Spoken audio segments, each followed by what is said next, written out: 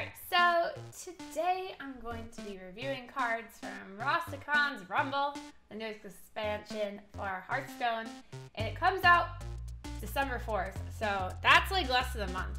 Super exciting.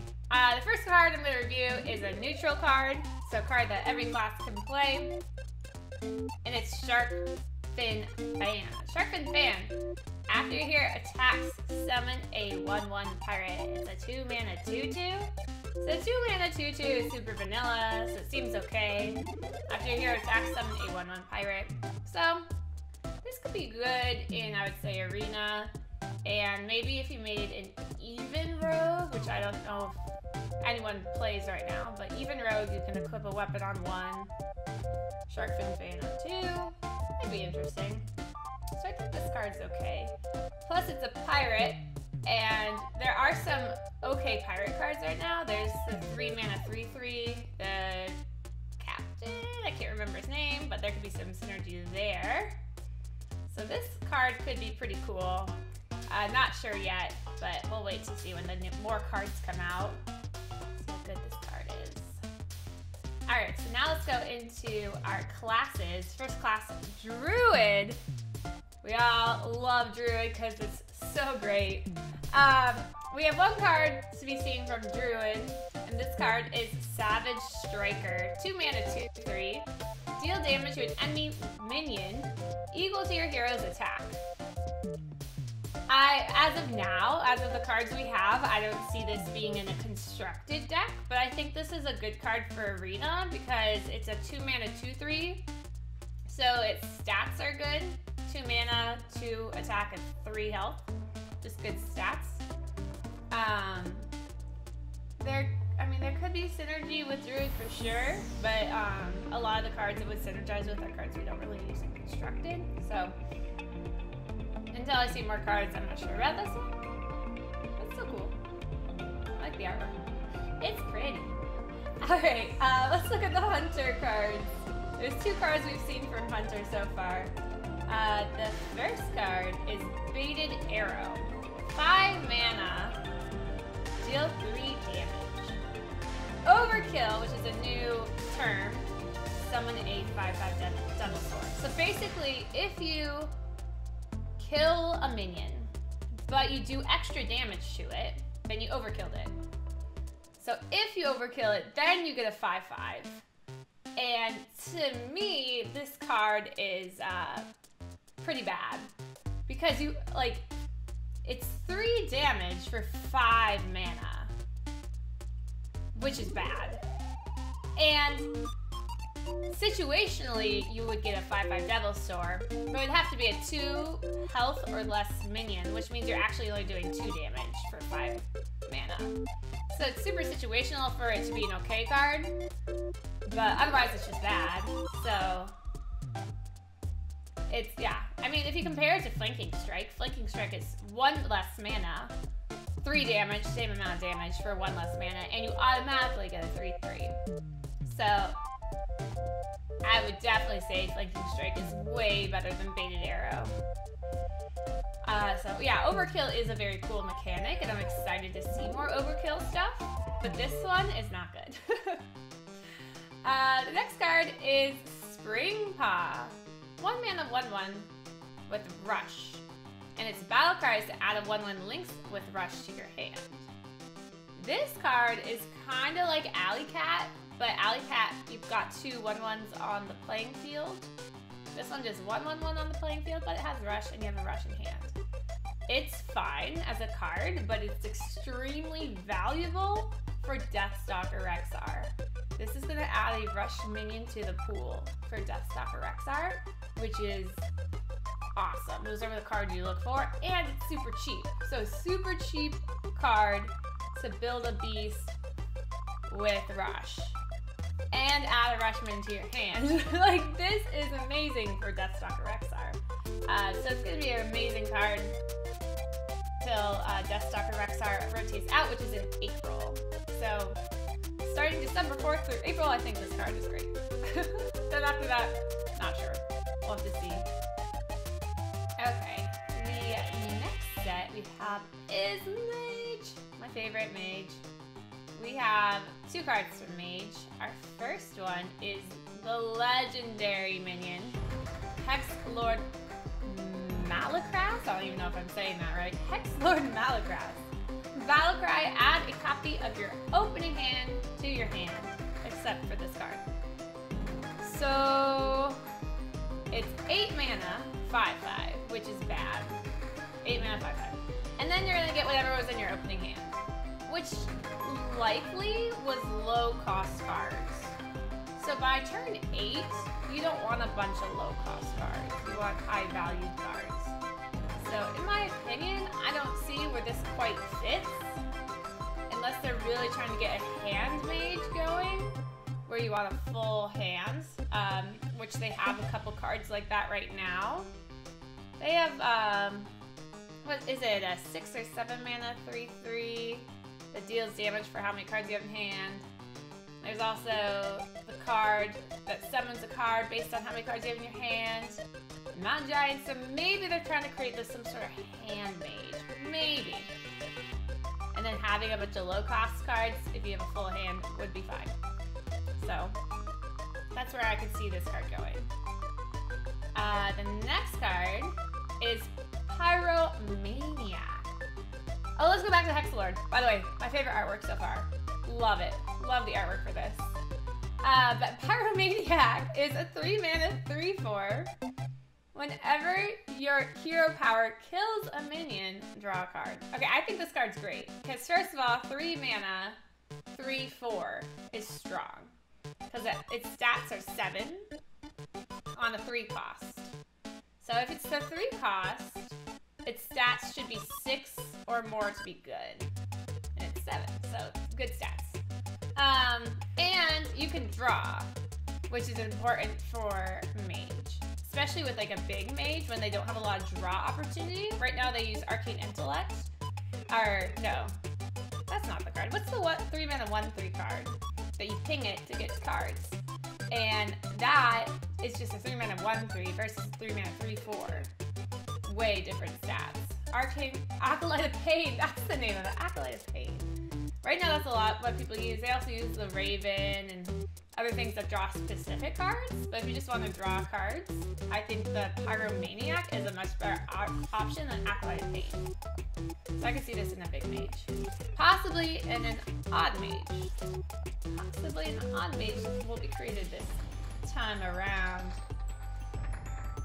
Alright, our next hero we're gonna look at is Paladin. Paladin, we have 3 cool cards to look at. Paladin, I feel like, is getting a buff this expansion. The first one is, oh my gosh, I can't say this. Shivala the Tiger. Shivala the Tiger is a 25 cost, yes, 25 cost, legendary beast with Divine Shield, Rush, Lifesteal. Costs 1 less for each mana you've spent on spells. And the first time I read this, I thought it said it costs 1 less for each spell you cast. And then I realized yesterday that it was cost 1 less for each mana you've spent. So you can spend 6 mana on the Stegosteed spell, 6 more on that again. You do some buff stuff and just like make this really cheap after a few spells. So after a few spells, this has Divine Shield, Rush, Lifesteal, 7/5, Beast. Like, it's insanely good. I really like this card. I like it in a control style, or mid-range, or combo, or somewhere up there. Not tempo. But I think this card will have a lot of value and be seen a lot in the game. So, liking that legendary. Next card is Immortal Prelate. Again, another card I really like. 2 mana 1/3. Death Rattle, shuffle this into your deck. It keeps any enchantments. So this card, anything you enchant it with, it will keep. That means it will keep buffs from your spells, like the King's spell. What's that one? That's a buff 4/4.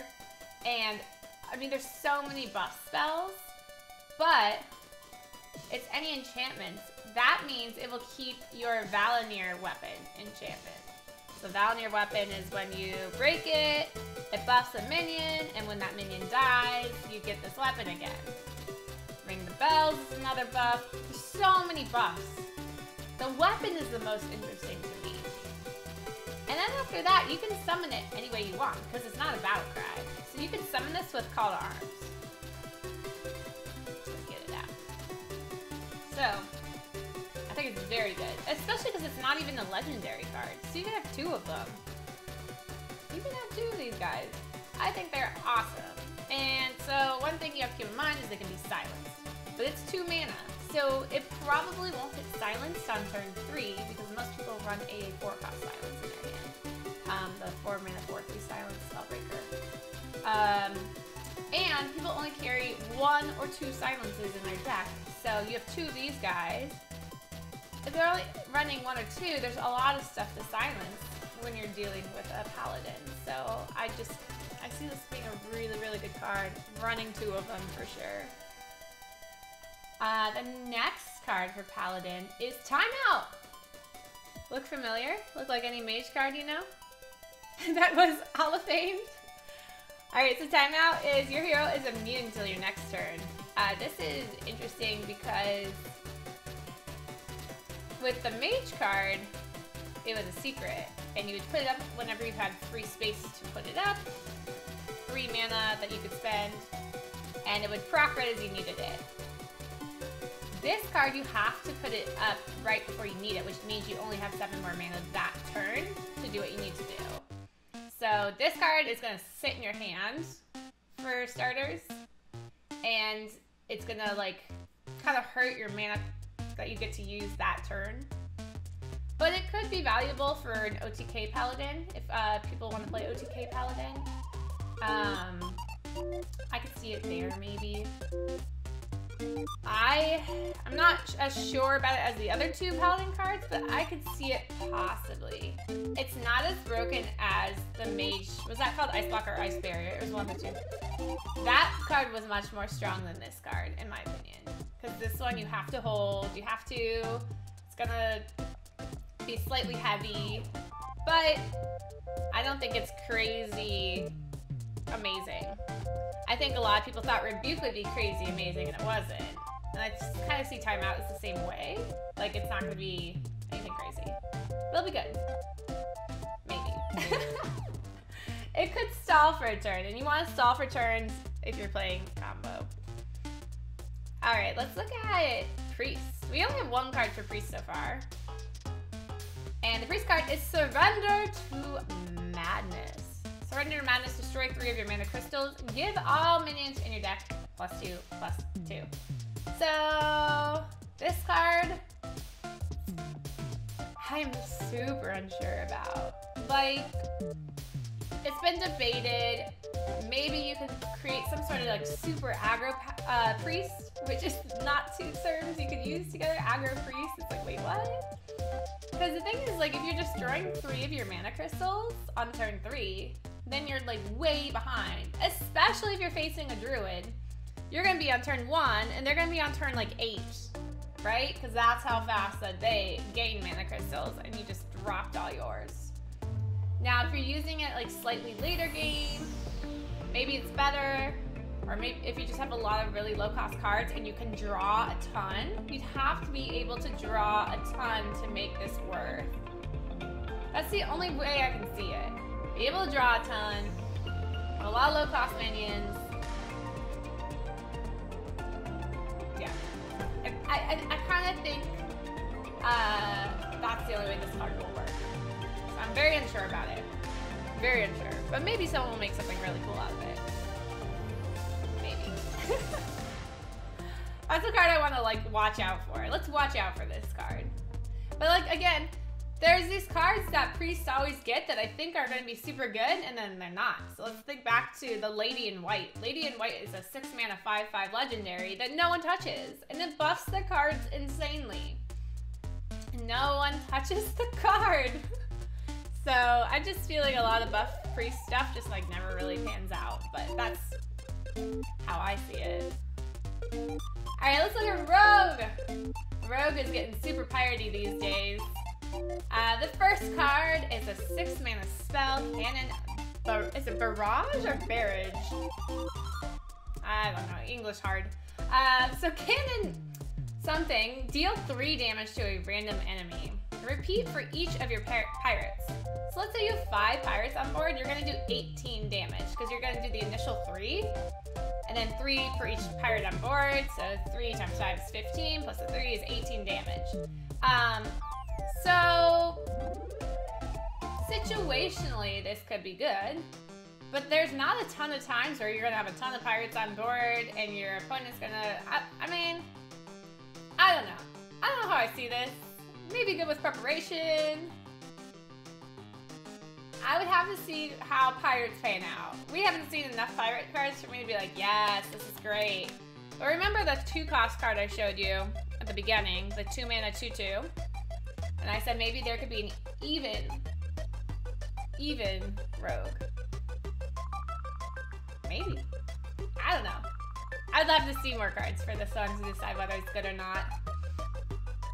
The minimum amount of pirates where this would be worth. So it's 6 mana, you're automatically getting 3 damage, and it's random. And so with 1 pirate on board, you'd get 6 damage, random. So in my case, it's not worth at that point. Maybe with 2 pirates on board, it's possibly worth, because you're doing 9 damage with 6 mana. But since it's random, you can think of the mage card that was already rotated to wild. It was 7 mana, do 3 random damage 3 times. So I would say with at least 2 pirates on board, it might be okay. And then anything more than that would be really valuable. Yes, that card was called Greater Arcane Missiles. It was 7 mana to do the 9 damage. So I would say at least 2 pirates on board would be valuable for this card.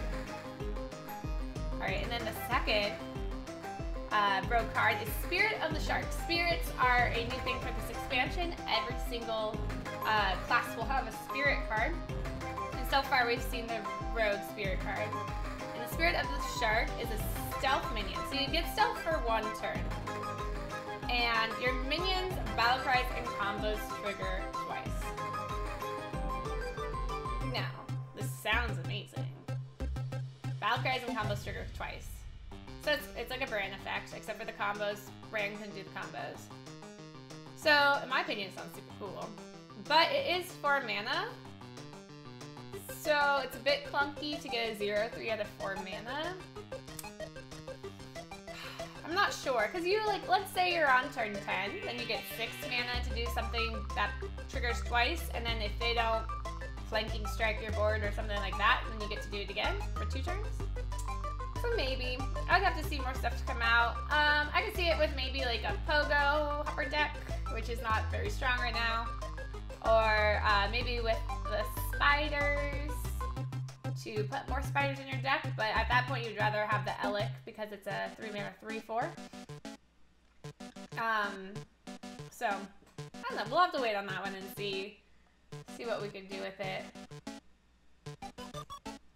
Alright, the next class is Shaman. We have 1 Shaman card, and you will not be disappointed by the Shaman card.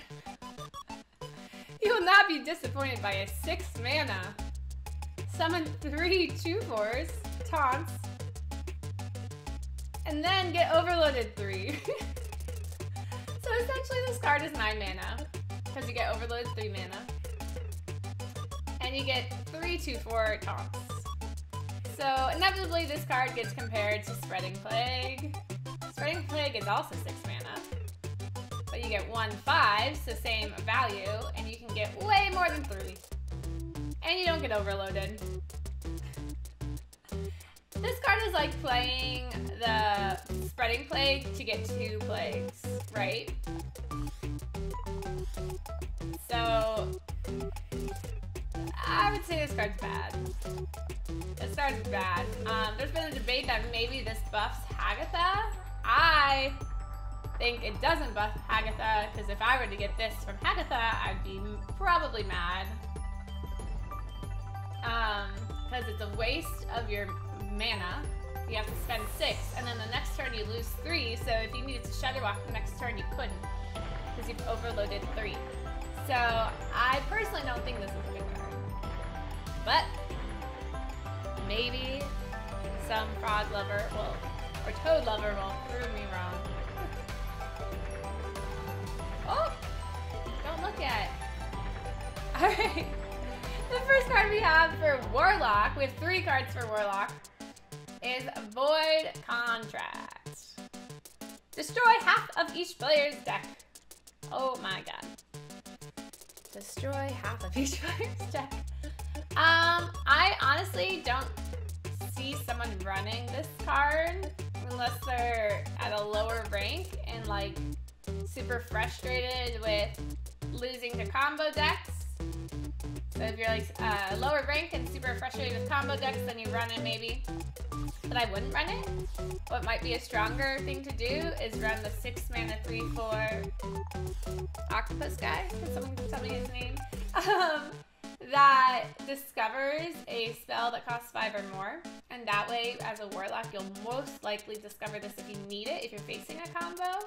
But if you're not facing a combo, you're facing something more aggressive or something you can discover Twisting Nether. This is just more, yes, it's called Arcane Dynamo, sorry, yes. Arcane Dynamo can discover this for you. And then you can grab it if you need it for combo. So I could see a control lock running Arcane Dynamo to get this card. But I don't see people purposely putting it in their deck. Now maybe, for funsies, you can create a Spiteful Warlock that runs this card. But there would have to be really strong 8 mana minions. And I'm pretty sure I'm about to show you one 8 mana minion that would totally ruin the Spiteful. So give me a second. Give me a second. In the next turn, we'll see that card. Alright, Spirit of the Bat. It's the second spirit we've seen. It's a 2 mana 0/3. For 1 turn, you get stealth, because it's how spirits work. After a friendly minion dies, give a minion in your hand +1/+1. So this card is being called terrible, because this is, a buff effect would be really good for Zoo, right? And most people who play Zoo would run Peliseth. Peliseth is a 2 mana that states you cannot have any other 2 mana cards in your deck. So you couldn't run this. Now maybe you could run this if you were playing a cheap version of Zoo. But at the same time, it's like kind of a waste of a turn if you're playing Zoo, because every turn you want to be buffing and playing aggressive cards. So I don't really see it yet being valuable. Now we can look at our third card that I was kind of alluding to before, the 8 mana Hyrith the Bat. Battlecry, fill your board with copies of this minion. So it's a 1/1. So at 8 mana, you get 7 1/1s. Unless it's been buffed. If it's been buffed once, you get 8 mana, a bunch of 2/2s, and so on and so forth. Because of AoE, this might not be great until it gets to at least maybe 4. Because like at 3, it would dive to Hellfire. 2 is Blizzard. I mean, there's just a lot of AoE. It's super clunky. I don't even know what kind of deck I'd be running. Unless like a new archetype is formed to buff Warlock with these cards. But right now I just don't see it. Right now I don't think it's good. Great artwork for sure for these cards, but this is the card I was saying that you can't really run Spiteful Warlock with the Void Contract because the 8 mana minion you get is a 1/1. So that'd be bad. That would be bad. Alright, so those are our Warlock cards. For me, I don't think they're great. But Warlock's already super strong, so they don't need any good cards. They're fine. It's fine that they're bad. Alright, our Warrior card! We have 1 Warrior card. Sulthraze. I don't know if I'm pronouncing that right. Overkill. You may attack again. So this is that new word that we talked about where if you kill a minion more than you needed to, like if it had 3 health and you did 4 damage, you attacked for 1 extra. So if you overkill, you get to attack again. This card, I think, if anything, would be used in an aggressive deck because you could attack a minion, then go face. If you think of the aggressive decks, like from Pirate Warrior days, they were using a 5 mana 5/2 weapon. So 5 mana, get 5 attack, but only 2 durability. This has 4 durability with 1 less attack. So in my opinion, this one is stronger. And you can hit twice in 1 turn. You can hit more than twice, but likely you're gonna hit a minion, go face. Hit a minion, go face with this weapon, in my opinion. I could be wrong, but we'd have to see like where Pirate Warrior goes. This expansion. And that's all the cards. Those are all the cards that I have to review today. This is my first ever card review, by the way. So I hope you guys enjoyed it. And I hope you guys see a card that you're really excited about. I'm really excited to see more expansions, cards being released soon. Because remember, Rastakhan's Rumble is starting December 4th, which is less than a month. It's, oh my gosh, how long? Today's November 8th. So December 4th. Countdown begins. All right, that's the end of my card review. I hope you enjoyed.